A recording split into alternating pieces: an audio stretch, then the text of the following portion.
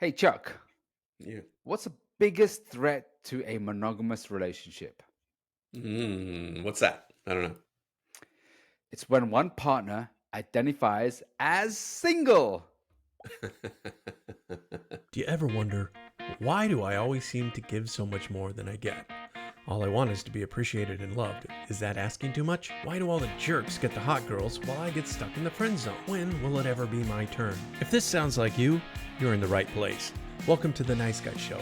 This is the podcast that asks the question, how do I break free from the nice guy syndrome so I never have to come in last again? Now here are your hosts, Faisal Coker and Chuck Chapman. Ladies and gentlemen, welcome to our podcast, The Nice Guy Show. I'm here with my host, Chuck Chapman, and we're going to be discussing which is best, open relationships or monogamous relationships. Chuck and I, we're going to be fighting this out. We're going to be bringing our own experiences, and we're also going to be bringing out some of the insight, psychology, evolution psychology, everything to you. And then let's see which is best. So, Chuck, open hmm relationships or monogamous relationships? Where are you at this with this? Well, admittedly, I'm in the camp of the closed relationship, and this is probably has a lot to do with just how I was raised, you know. And to be honest, I've never tried being in an open relationship, um, and maybe that's in part because of my own insecurities, but also I find that I at least I think I do because, like I said, I don't have any experience, but I think that in a closed relationship, I feel more secure. I feel more relaxed. I know kind of there's a consistent flow to my life, things like that, and so yeah, I fall into the camp of the monogamous relationship, and I know that's different for you. So I'm really interested to hear about your story and your thoughts on the topic because it's S- not something that I've really explored for myself. Well, there's a first time for everything. I hope your wife doesn't hear what I just said. So I was like you. I was raised in a culture where monogamous monogamy was the way to be. And I was brought up in a culture where you study, you get married, you have kids. That's it. There's nothing else to it. And that's the kind of thing that I practice. Most of my early relationships were monogamous. Then I got married. That was, again, monogamous relationship. And after 10 years, it just it broke down. I hit a massive divorce, and that devastated me. That just left me, crumbled. And after a few years of getting building myself back together, I started to explore different types of relationships. And I'm thinking, monogamous can't be the only way. And I started to explore the monogamy relationship, open relationships. And I remember speaking to my therapist at the time. And in therapy, he was trained more in monogamous relationship styles. And I remember him saying, "What? Why do you want to do this?" And I said, "Look, there's a lot of things in my life I want to iron out, and one of the things is being needy, being insecure, jealousy, getting attached too much. And I know that being in an open relationship, I can start to work on these because when you're in an open relationship and you realize that your partner has other men and you have to be okay with that, that was tough. That was really, really challenging. And I remember moments where, I would meet my partners. That was tough. And I had to really sit through it, work through it. So there was a lot of lessons that I had to, I got through, being in an open relationship. So it's definitely a different model for sure. Yeah. Well, was that helpful? I mean, did you learn from that? Did you find like how to be less jealous? Did how to be more secure? Was that part of what came out of Yeah, for that? sure. Yeah, because imagine going to a place when her partner's there, and I felt all these emotions that came up to me, and rather than reacting in the normal way, I had to understand that we had an agreement. The agreement was, we do see other people, and when you are there seeing other people, you can't go back and say, oh, you know what, why are you seeing that guy and who is that guy? You just have to remember that you have to take a step back and then deal with your own shit. There was a lot of time I had to deal with my own shit, looking to my own self, looking to my insecurities, my jealousies, and really be okay with the fact that this is the agreement, this is what's been discussed, and to bring that up in conversation rather than having a I guess immature reaction to it. So yeah, it was hard. There was a lot of lessons in this. So you found that for you, it works really, really well, and that as long as you're able to kind of overcome the jealousy aspect of it and the insecurities, that having multiple partners at the same time, and your partner is having multiple partners, that is what works really well for you. It sounds like. It does. It does. It was something that I wanted to try out because, like you, I just did monogamous for a long Yeah. time. And so I was thinking, well, there has to be other ways. And then that's where I started to explore, how other cultures started to, how do they do relationships? Because, we train, we're taught monogamy. Hmm. And it sounds like, you've been taught the monogamous relationship style as well. And you Yep. chose this path. Yeah. Yep. You said you haven't tried out open, and you said because of some of your insecurities. What are some of the insecurities? I mean, what stops you? What's like, I don't want to try this out. Well, one of the things certainly is that I like my life to be as simple as possible, and Yeah. the feminine tends to complicate my life, and so having more than one relationship that I would be, involved in, that I think that would make things really complicated for me. Um, I think it would take some work to kind of get through the jealousy aspect of it, but I do feel like I could do that part of it. Because I've had to deal with a lot of jealousy. When sometimes we deal with jealousy of like our partner's past and, maybe old partners that they've had and wondering if they're still attached to their old partners and those kind of things. And so I think jealousy comes up in a monogamous relationship. And that's something that you work on as well, is, to have a healthy relationship, that jealousy can be a real problem in a relationship if you're not careful. So if it's Yeah. monogamous or if it's, uh, poly, then jealousy is going to be one of those things that I think every couple's probably going to have to work through anyway. Yeah, that's for sure. Sure. And I understand about, when you have more than one person to deal with. Yeah, one of the things that you do get better with is time management and remembering their name and then remembering who you spoke to and what you told them. Right. So your Right. your memory improves. I mean, that's a good plus, right? Right. Yeah. Well, All let's right, so just let's talk. let's yeah, let's dive through some of the stuff that you know so I'm going to bring some stuff from the open relationships and you can bring some through closed relationships. Let's go one at a time. Okay, so what's Okay. your top one? What's the benefit of this? And let me see if I can challenge you on this. All right. Okay. All right. Well, as a nice guy, one of the things that nice guys tend to struggle with is we make the feminine or the woman the emotional center of our universe. So if Mhm. I'm constantly on the hunt for another partner, possibilities and things like that, then it would seem that having more than one woman or having being on the hunt constantly, that would take me away from my mission, my core mission, because I would be focusing on trying to get laid. Yeah, but we're men. We're built as hunters. That's what we did for millions of years, right? And also, you talk about the emotional center. I think if you're, say, open, you're less to make, you can't make them all emotional centers. You won't have the capacity. So, therefore, maybe you're less attached to one of them. Maybe, Mm-hmm. perhaps your emotional center is not just with one person, it might be with all of them or spread out. So, Yeah. that's my argument. Right. So I'll go with my one now. Here we go. All right. I'm going to quote this from our mentor, Dr. Glover says, long-term pair bonding is unnatural. It's not in our DNA for millions of years.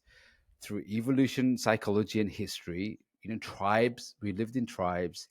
And when we lived in small tribes, we shared our resources, we shared all the tasks, everything had to be done, and we even shared our women. So, for millions of years in evolution psychology, long term pair bonding isn't natural. What's your take on that, Mr. Chuck? I would say just because something's natural doesn't mean it's the best thing or the most beneficial thing. It's natural for me to shit in my pants. It's natural for me to, throttle somebody, kill somebody. It's natural for me to, um, rape, pillage, and all of those baser instincts kind of things. So just because something's natural doesn't necessarily mean it's beneficial. And I think one of the advantages of being humans is that we have the ability to override the natural instincts and choose something that works works better. And um, so to to use just the argument that it's in our DNA or that's how we're wired, and say there's a lot of things that are wired to us that we don't do on a regular basis. All right, that's a good point. It is true. Yeah, most there are some stuff that is natural, but statistically speaking, I mean, relationships. If you look at them, we can see that long-term pair bonding relationships don't statistically have a long longevity. So therefore, even though it might not, we can bypass our natural processes, that takes a lot of time and energy, and most of the times, our monkey responses take over. And most of us, this happens for most of us. And for example, it's not scary to do public speaking, but it feels scary. There's nothing most of the time. There's no danger, but because we're overridden by our natural responses, I believe that this is something that we haven't developed enough consciousness and muscle power to override our natural instincts. Hmm. Well, All right, then so I mean, let's. sort of like it's natural for us to be jealous as well, right? But you have to override that in order to be in a uh, open relationship. So even though you're doing that, you're still having to override your natural instincts. Is it overriding the natural instincts, or am I responding better to it? And I think that's where I'm coming from when in open relationships. I am feeling the jealousy. I'd feel it in a monogamous or any kind of relationship. That's my natural response or my natural feelings. But what I'm doing is responding in a more mature way, conscious way, most of the time, or So you're sometimes still never. feeling jealous. You're still feeling jealous, Yeah, but you're not absolutely. reacting in a way that's okay. Yeah, Yeah, sometimes it fair. happens. Sometimes not so Yeah, yeah. sometimes not so much, right? Uh-huh. Yeah, personal development goes all out the window. Every single thing I've learned is it's gone. Funny how that All right, works. so what's number two? All right, so you cover that natural is always isn't Yeah, the best. Okay, yeah. so monogamy is against Mother Nature's rules. It's anti-procreation. The purpose for us humans at a biological, at a natural lowest level is to procreate. Procreation Mhm. means safety in numbers, more resources, more ability to fight off other tribes, more access to resources, and also you have more ability to support one another. So being in a long-term relationship means that you're stuck with the same person forever, and it means that there's less opportunities for you to procreate. Okay, well, there are 7.5 billion people on the planet right now. There are, yeah, the resources of the planets are, being absorbed as we speak. So again, the overpopulation or the populating argument, I would say that's we've already got enough people as it is. However, what I would also say is sort of like the natural way is that, and here's part of the issue is that men are built to have sex with multiple women, to impregnate multiple women, so that their DNA has a chance of being extended into the future. Women, on the other hand, can only get pregnant like once every 10 months. So as a result of that, um, she's looking for the best resource. There's a Billy Crystal joke that says, women need a reason for sex, men just need a place. That we And a are, person. yeah, yeah, and that one of the things that um, can I think that comes up is that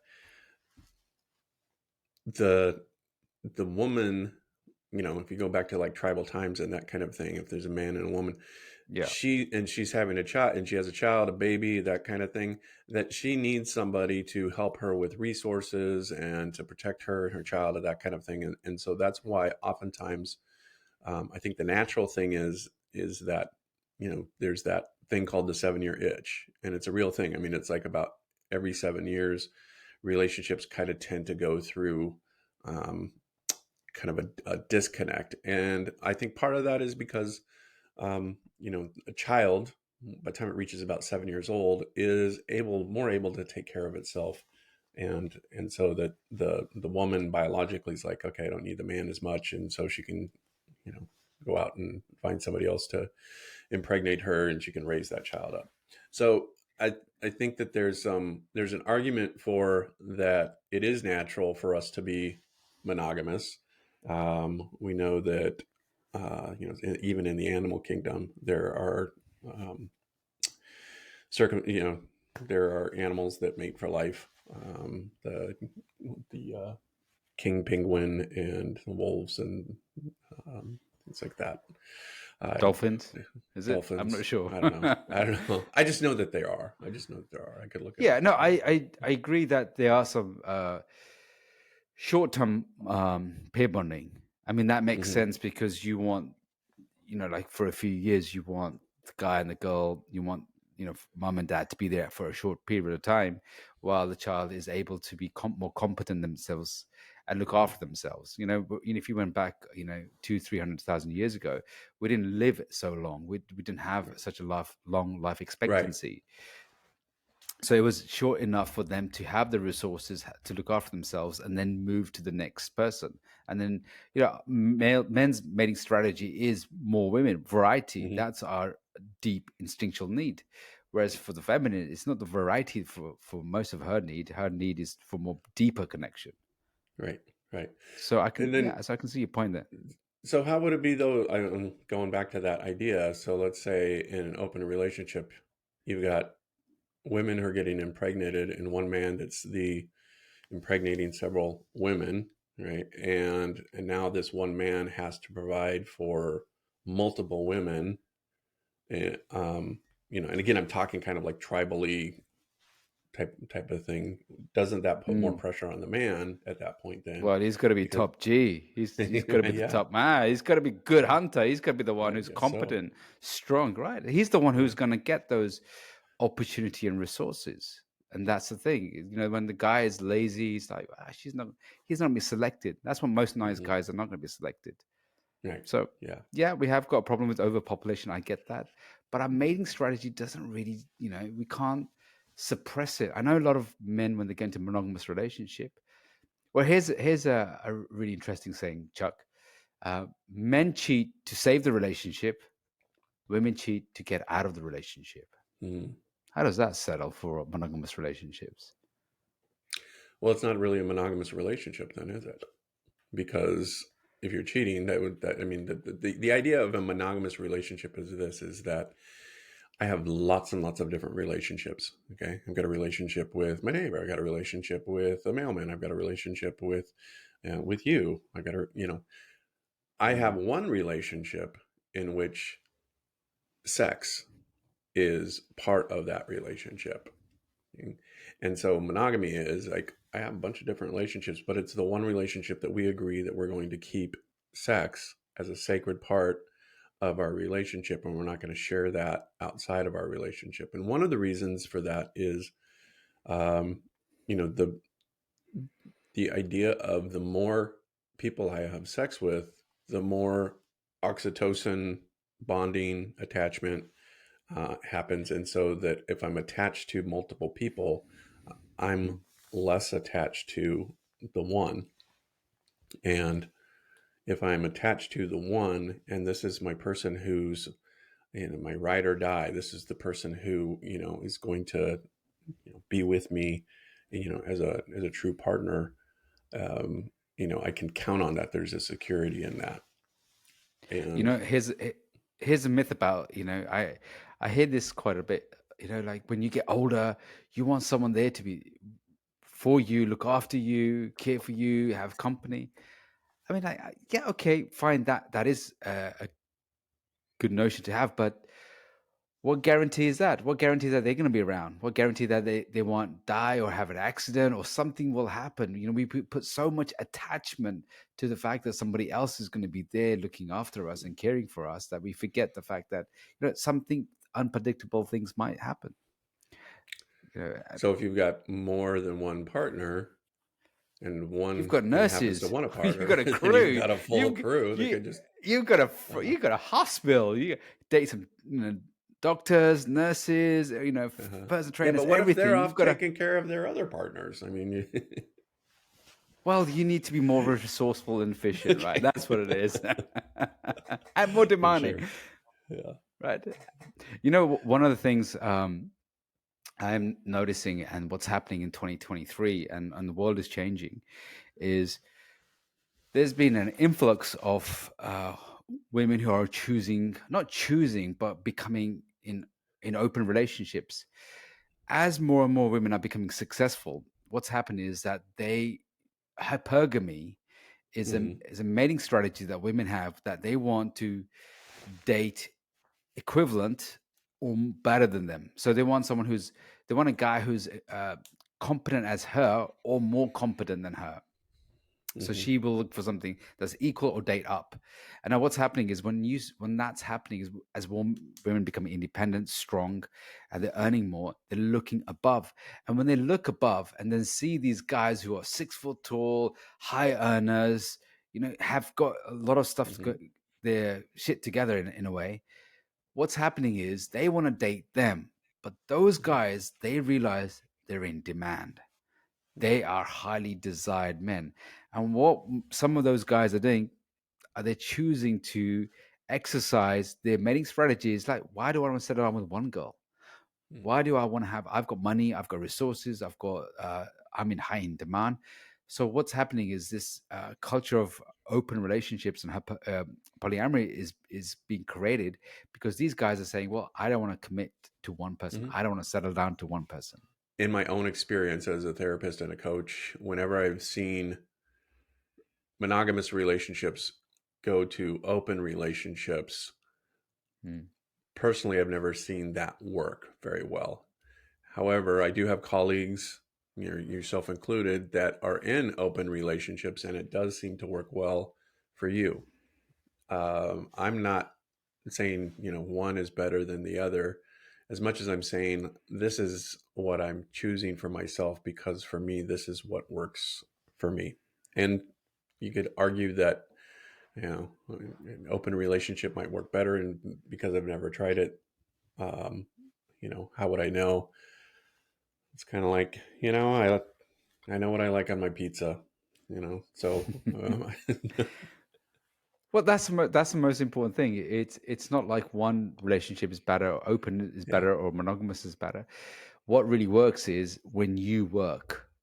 That's the key takeaway I want to get the guys to understand right.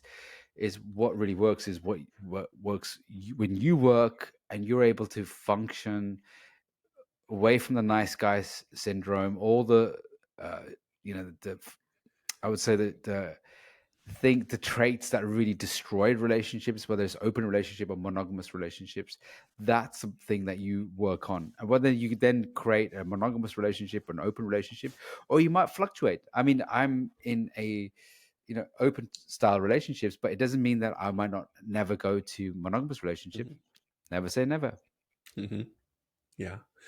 Yeah, and I think that if you're happy in a monogamous relationship or if you're happy in an open relationship, the key is you've got to work on the relationship, the communication, the Absolutely. emotional stuff that comes up, working through conflict, working on repair.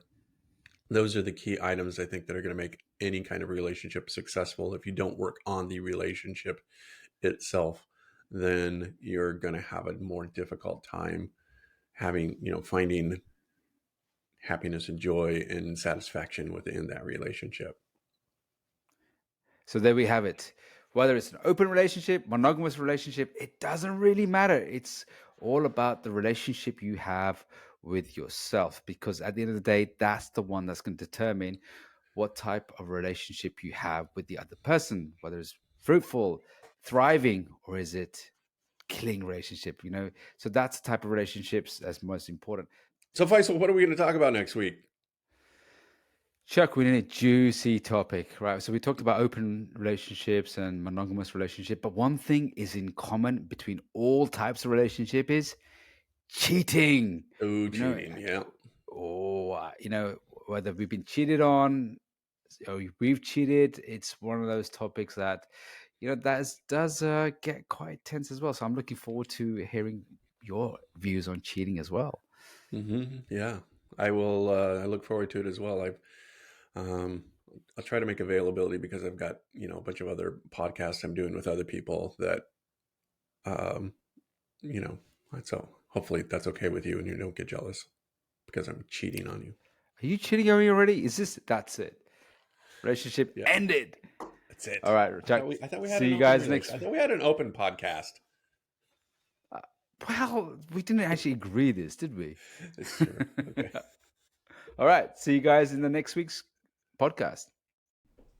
You've been listening to The Nice Guys Show, the podcast that helps nice guys move past their insecurities and fears into the fullness of their masculine strength and confidence.